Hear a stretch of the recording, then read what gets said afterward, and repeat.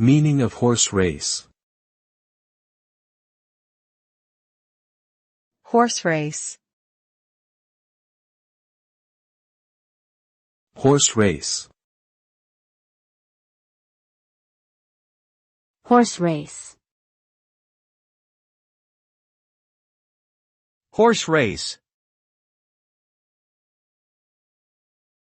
The term horse race refers to a closely contested competition, often used metaphorically to describe any situation where two or more parties are in direct competition.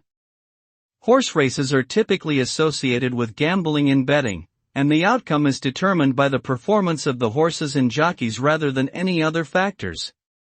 In a typical horse race, several competitors will run around a track, with the first to cross the finish line being declared the winner. Horse racing is a popular sport around the world, with major events such as the Kentucky Derby and the Melbourne Cup attracting large crowds and significant media attention.